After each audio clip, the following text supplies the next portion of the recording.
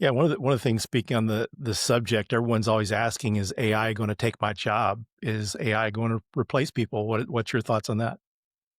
The ones that don't have to worry about losing their jobs are the ones that are learning how to incorporate it now and make themselves more valuable or invaluable to their teams. Welcome to the Phillip Wylie Show. Take a look behind the curtain of professional hacking and hear compelling discussions with guests from diverse backgrounds who share a common curiosity and passion for challenges and their job. And now, here's your host, offensive security professional, educator, mentor, and author, Phillip Wylie.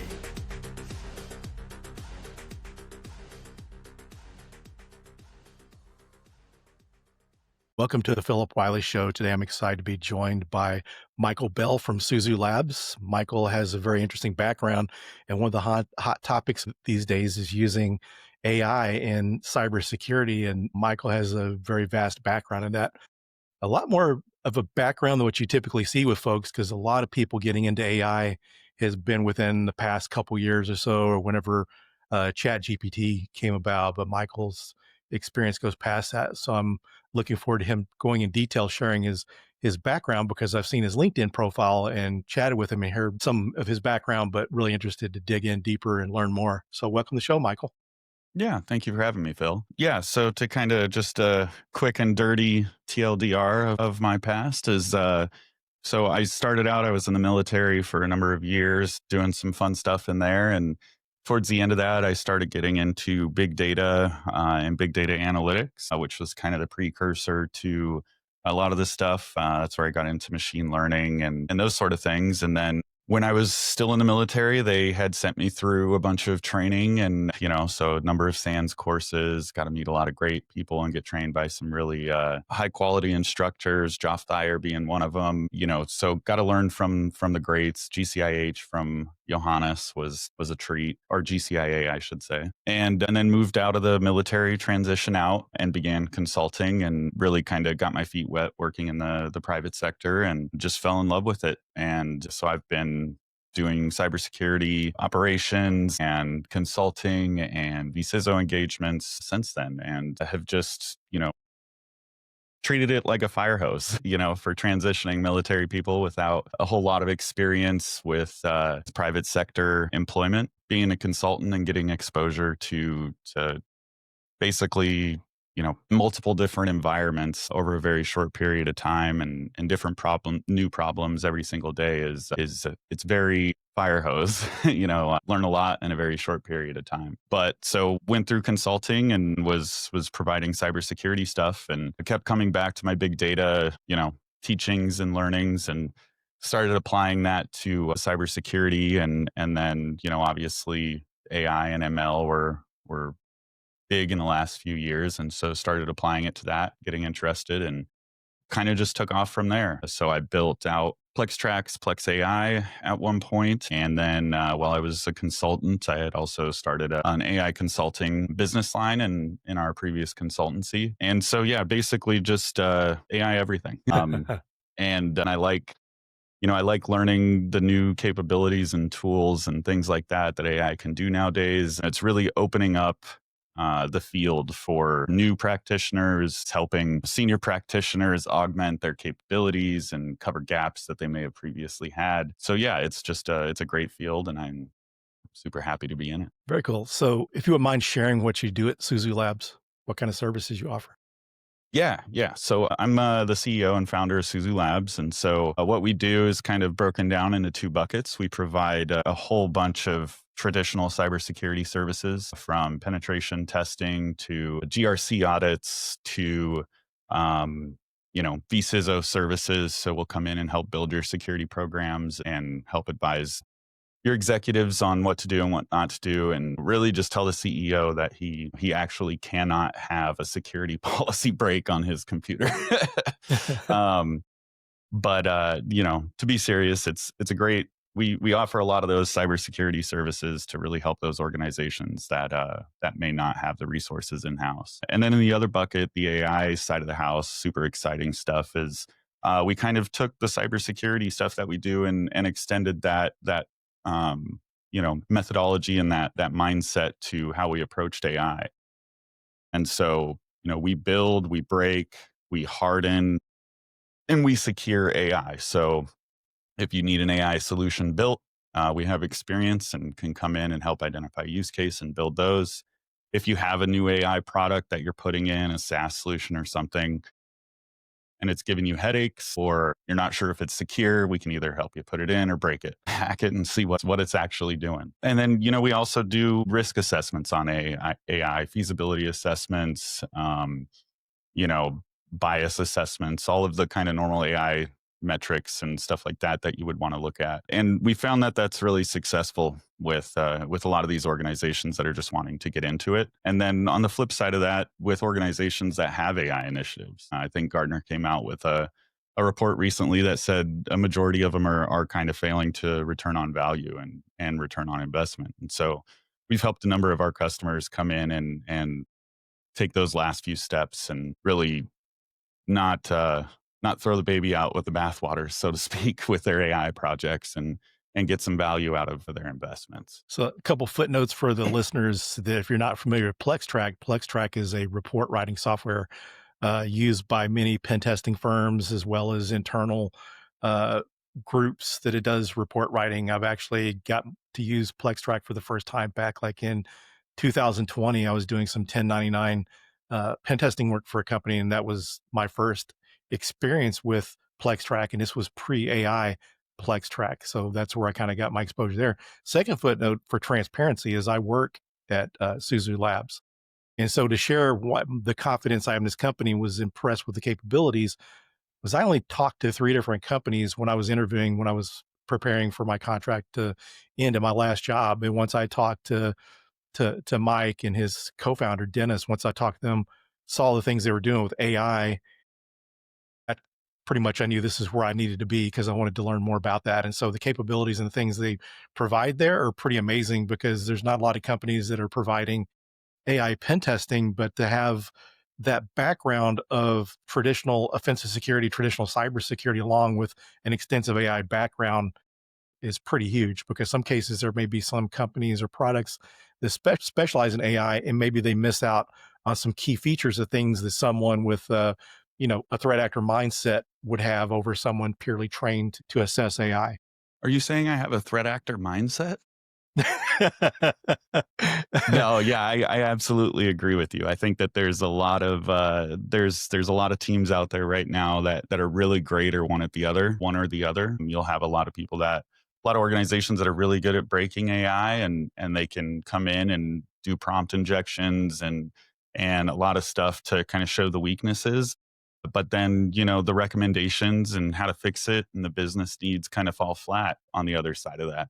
And vice versa, there's a lot of AI companies out there right now that are rushing to market, getting out there as quickly as possible. And they're very, very smart AI, engineers, but they're not focusing on the security of the application or they're paying it afterthought. One of the things that we can kind of highlight is, for instance, OpenAI's indexing of shared chats, or I shouldn't say OpenAI's indexing, but Google's indexing of OpenAI's shared chats.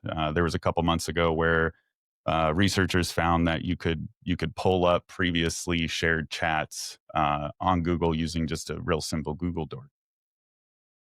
And so, I point that out to say that, yeah, there's a lot of teams that are doing one or the other. And where we try to kind of come in and help organizations is by bridging that gap. If we're building your AI, we're building it security first minded with innovation, of course. But, we're making sure that on the flip side of innovation, we're not sacrificing security or your customers' data, PII. Yeah, an interesting thing about that is you go back to, applications years ago before people started implementing any kind of AppSec and just overlooked that. And you saw these applications put out there that were insecure. And nowadays you've got people implementing AI, you've got the vibe coding, which it can be good. But one of the things I see that kind of puts in extra risks is at least with traditional coding, it's someone that has the coding background. They understand how things should be coded. Maybe they're not the best with security, but you get someone without any kind of security background or even development background creating this code and putting it out there, that seems to introduce a lot of risk. Yeah, yeah, actually, and we kind of noticed that pretty quickly. So, to your previous comment about coming on the team and having access to AI stuff was one of the first things that we realized we needed to be comfortable with and know the ins and outs of and the risks of is vibe coding. And what we found really quickly was that yeah, you're correct. The vibe coding stuff can introduce a lot of security vulnerabilities, especially if the vibe coder doesn't have those things in mind and doesn't just ask the AI to include them. And so, we've done a few things internally. We developed our own kind of methodology and tool called Vibe Check. So it kind of helps us, go through and vibe out our applications and our programs. And then our plugin kind of helps us clean it up. But that's just one of the things where, yeah, there's a lot of stuff going out there right now. I don't want to call it slop because there's a lot of really good tools coming from a lot of really smart people that, had really, really good ideas. And previously there would have been a higher barrier to entry for them to create their piece of software or get their idea to life. And with AI now, that's it's a way lower barrier to entry. People can get things from their brain to paper to reality a lot faster. So, our kind of philosophy is do that. Let's just help you do it securely. Yeah, it's pretty interesting to see what all vibe coding has brought about in the ease, because one of the things, my favorite videos to watch now when I'm just kind of relaxing is stuff on automation or vibe coding. There's this one channel that I watch that I've seen people code out an application within an episode, and they find an idea of another app and they would create it. And it's pretty interesting to see that. But one of the things also that I've never seen in any of those either is any kind of security considerations. But with the vibe coding thing, I'd said a while back to someone, this is going to make opportunities for bug bounty hunters, because if someone comes around and it does the due diligence and tries to get their applications assessed, there's going to be a lot of bugs there. But one of the things I also like about what you're doing there at Suzu Labs, because I mentioned earlier that some firms that do AI security may not have the offensive security background or traditional background mixed with that. But another thing I really like is the fact that your extensive AI background, as we mentioned, because one of the things I learned during my journey, because I started out as a sysadmin, was on the blue team for a while and Same. application security for a while. And one of the things I learned is I'm an impatient person. So if I would have had the opportunity to jump directly into offensive security, I probably would have done it. So it's good that I had to go through being a sysadmin, uh, you know, blue teamer, application security, and then pen testing, because a lot of those skills I gained make it easier for me to assess, understanding how things are put together. It's easier to assess the security if you know how it works. Yeah, no, I agree. Yeah, and I have the same mentality. I think to a point. I think that AI is certainly helping to lower that barrier of entry to cybersecurity in general. I'm of the same mindset of a solid foundation in really any technology, any IT sort of role before going into cybersecurity, and especially penetration testing is only beneficial. Having exposure to the things that you can manipulate and kind of take advantage of and compromise is invaluable. But I will say that AI is definitely helping out with that. I think that there is just nowadays pen testers and cybersecurity professionals and practitioners just have too much stuff to protect.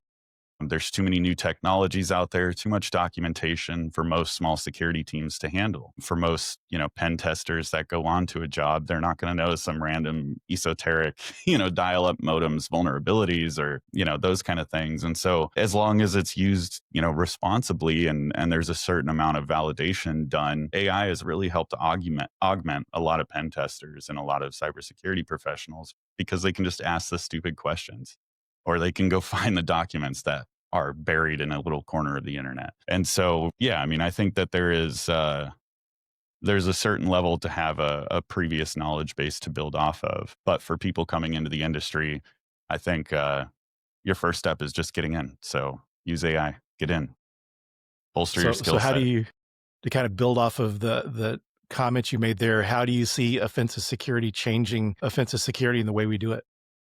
I see it changing in the respect that everybody's going to need to be faster, unfortunately. We have a lot of nation state actors out there that their training pipelines for you know, their actors, their attackers and their technical resources is a lot longer, a lot deeper, and there's a lot less handcuffs. And so, I think that by narrowing that knowledge gap, even if the people that we are kind of giving that knowledge to aren't the traditional kind of resources that come out of sysadmin roles and help desk roles and stuff like that, because everybody brings a different mindset and a different view to problems. I started out with a logistics background. I was always in IT, always doing cybersecurity related work, but a lot of my time in the military, or some of my time in the military, was doing logistics. And, when I went to transition over to cyber and really be purely cyber focused, I was in a class with, I don't know, 30 other people, give or take. And I was one of three IT related specialties that were in the class. And I graduated with honors. I was one of two people that graduated with honors from that class. And I attribute that to just having an out of the box mentality to approaching these problems and the ways to think of them.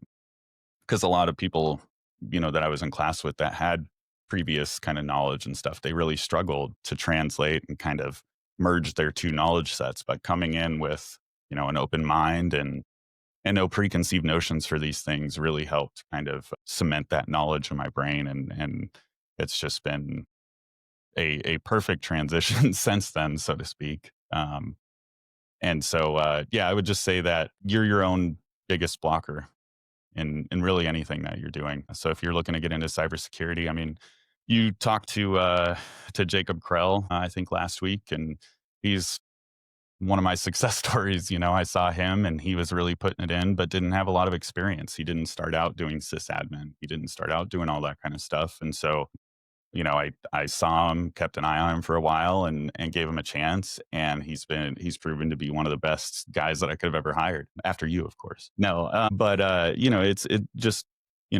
be serious, it's a new time. It's a new paradigm on learning and knowledge democratization across everyone. So use it. Go to Chat GPT and tell it to teach you something. It will. So I would just say AI is a force multiplier if we use it correctly. Yeah, and it's definitely something needed, because whenever I was at US Bank, we had 13 pen testers on the team, and we were only getting through half of our PCI pen testing each year. If we'd had AI and some better automation solutions, we could have done so much more and scaled better, because we had like a wrapper script that would do the initial Nmap scans. Then it would pipe it to a file. It would upload it to Nessus. It would run a Nessus vulnerability check scan. And then it would also use like Eyewitness to find any screenshots of any Web any portals. HTTP portals and stuff. And it would find that. And that's what we had. And if it ever failed, then you'd have to run it all over again. And it just didn't. A lot of times I would start my Nessus scans and let it run, so that way I didn't have to wait so long for things, because just waiting for that process to complete. And one of the things I've seen with AI is you can take some of these preliminary processes and make them faster than the traditional just running Nmap. Yeah. And that's kind of where we've seen a huge value and efficiency increase is, us pen testers, we get into our ways and our kind of TTPs, so to speak. I know I have certain scripts and aliases I set up on every MacBook and every Linux system that I get onto, mostly because I am horrible at typing and make spelling mistakes. And so my aliases are to prevent me from, RMRFing everything. But, I think that there's there's more of an efficiency boost in terms of being able to just look back across what you do. Before, to give an example, before, like how I say I had alias scripts that I would set up on every system. We'd get our jump boxes together to send out to places, and I'd either have a Pixie server here to do it and do some basic stuff on it, and then we'd always have that post deployment setup stuff still to do. And one of our guys just, tossed it to a local AI for us and what we use for kind of our internal development stuff, and really had it build out a workflow. It's something that we had always thought about doing and knew we could do, but we were a small team and we didn't want to take the resources to help us, do that. In consultancies, every hour, needs to basically be billable. And so it was tough to find that time to be able to make things more efficient. But with AI, that takes 5 minutes nowadays. So it's definitely helped us increase our efficiency, not even in the sense of like, oh, I'm going to give this to AI to just give me back an answer, but let's increase our efficiency. Let's put our own thought processes in this and let's put our own ideas into it and then ask it to make them better, which, at the core of it, I think AI is just right now it's helping augment everyone.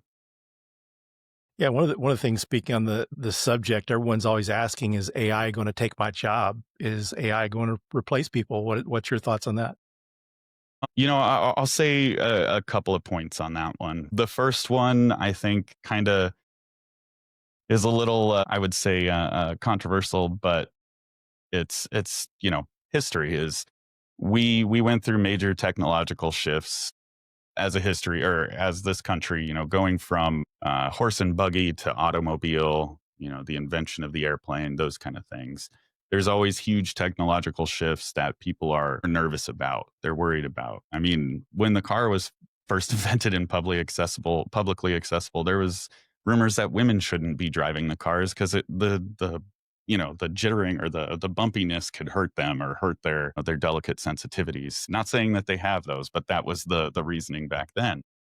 And it was all, malarkey. And so I think that there's valid concerns and valid, worries for people to have from this, but that it's just going to change the way that we do things. I think that the people that learn to use AI to augment what they're doing and to improve their own skills and that don't just blindly, trust it, that they validate the things that come out with their own knowledge and their own, experience in that field, it's going to make things better. They should be using it to augment. The ones that don't have to worry about losing their jobs are the ones that are learning how to incorporate it now and make themselves more valuable or invaluable to their teams. But there is probably going to be a shift, in some of the jobs that we are able to use AI for. Now, is that a bad thing? In some ways, yes. But I think that progress and innovation, that always happens. And so it's just about how we can adapt that and use it to benefit everyone. Yeah, one of my favorite quotes is, "You won't be replaced by AI. You'll be replaced by someone that uses AI." And it's very poignant. It's doing a lot. A lot of people that refuse to use it right now are being, overshadowed by the people that know how to use it correctly and use it in a way that doesn't land you with a sanction. Like the lawyer that gave his arguments, his closing arguments, and there was court citations on there and references that weren't true. There was arguments on there that weren't true and opinions that weren't true, and they were just hallucinated. So there is a level of risk to using AI, and you just need to understand that risk and incorporate it into your processes appropriately. So how important is the human element in AI? Because you see all these solutions that people are touting out there that you don't need a pen tester, or you don't need this. You can run this tool and it takes care of everything for you. But what are your thoughts on completely autonomous versus the human interaction? How valuable is that to still have in the process? At this current time, I think it's invaluable. I think that we're at a place with AI right now where we haven't achieved that spark essentially, and so for pen testing, especially for these things that really take understanding business logic as well as the technical piece of it and just the human factor of the things that happen. I think it'll be a while before AI can fully replicate that. And for any of these systems, at least in their current state and how they operate, there needs to be new content. If we just keep recycling AI into AI, it's going to progressively get worse. And so, I always tout our team, we call it hacker in the loop. We're not going to put anything out that is just AI generated. We're not going to do anything that is just AI generated. Every single thing that comes out needs to be validated and tested and things like that. And not to say that we need to have somebody reading over every line of code that the AI produces, but you should have a robust testing solution for what it produces to make sure it's going to do what you're saying you want it to do or what you're asking it to do. But that AI is going to help either move with it, or it's going to move past you. Very cool. So for anyone that's wanting to get started in offensive security these days, what would you recommend? Because so much has changed since you've got in it. And you mentioned Jacob earlier. You got to see what Jacob done. And by the way, I just really admire the fact that you gave him a chance. He very much deserved it. But One of the things Oh, I yeah. would like to see the industry do is take more chances on people. There's supposed to be this shortage of talent. If people would take a chance, they'd be amazed what they can find and get past that hard set job description. But kind of Yeah, back yeah, on, there's a lot of gatekeeping going on. I agree. And I've never liked that. And I think that's partially because of my upbringing and how I came into cybersecurity. And so I value different viewpoints. But to your question about how to break into it, I think that a lot of the traditional paths are still super viable. Doing the help desk and sysadmin and any kind of technical route to get familiarization with technology and processes and large organizations and how they do those things is great. But if you don't have the opportunity to do those things and you don't have the ability to get out there and do that, AI offers us a very unique opportunity to be able to ask the questions of what would be normal in those organizations and what should I study, or how can you explain this to me in 5 different ways so that hopefully I can understand. I don't know how many posts I've seen on Twitter where you'll have a PhD level mathematician on there that's like, I didn't understand this proof for the last 5-10 years, and I could never, get it working correctly, or didn't understand why it produced what it did. I gave it to the AI, and in about 15 minutes of back and forth, it was able to explain it to me in a way that I understood. And then I was able to use that and apply it elsewhere. I've seen mathematicians, social planners, everything across the board is made kind of improved by being able to use AI and kind of augment their capabilities. so very cool. So it's was cool to learn more about your background and stuff. And so for anyone that's really interested in, I mean, you took the risk, took the challenge to start a business. So what is your recommendation for folks out there that if they want to get into running their own business? I would say do it. Get out there. The biggest thing, again, like I said earlier, is just getting out of your own way.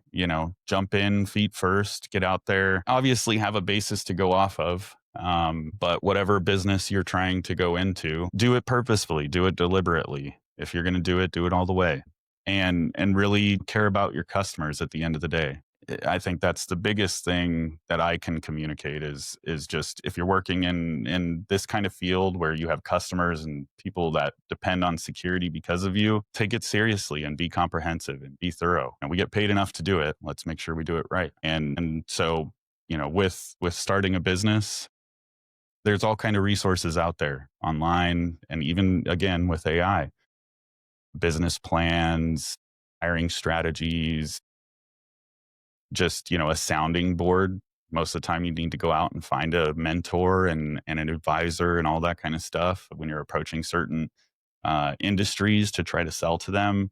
But just build personas in AI to at least get that first couple of, steps of, hey, how would a construction person respond to this pitch, or how would an executive respond to this pitch. That's kind of where we see the barrier lowering in that regard as well. So we're getting down towards the end of the episode. Is there anything you'd like to share before we close out? No, just I think that I'm happy that you're on the team. You're a great addition, and super wicked smart pen tester. And I think for the group, it's just, if you're interested in getting involved in cybersecurity and you're interested in the industry, just start learning. Go out to Perplexity, go out to Claude, go out to ChatGPT, or just, go online, go to SANS. They have a bunch of free content out there, and just start consuming. It's the best thing that you can do, is just to gain knowledge. I'm always in the pursuit of knowledge. So I guess I'll leave it on that. Well, thanks for taking time out of your busy schedule. It was great having you on the podcast. Thank you for having me. It's great talking to you. Yeah, thanks everyone for joining. And we'll be sharing Mike's LinkedIn profile as well as the Suzu Labs. And I'm also throwing a link to Jacob Correll's episode of Simply Offensive. That was a really interesting episode because Jacob has like 30 certifications and working on more. So it's amazing what he's done. And it's not all security related, which is really cool that he's got the CCMP, which really impressed me, because CCMP out of the Cisco certs is not an easy certification. I mean, that's just the one right before the CCIE, but to be that well-rounded and go through all the CompTIA stuff, and it has the OSCE 3, which is pretty major. You have to pass 3 different exams to get that certification. And the offensive security certs are no joke. So I'll put a link into that episode. So thanks everyone for joining. Please subscribe and share with your friends. And until next time. Thanks, Phil. Have a good day. Thanks. You too. Thanks. Thank you for listening to The Phillip Wylie Show. Make sure you subscribe so you don't miss any future episodes. In the meantime, to learn more about Phillip, go to thehackermaker.com and connect with him on LinkedIn and Twitter @Phillip Wylie. Until next time.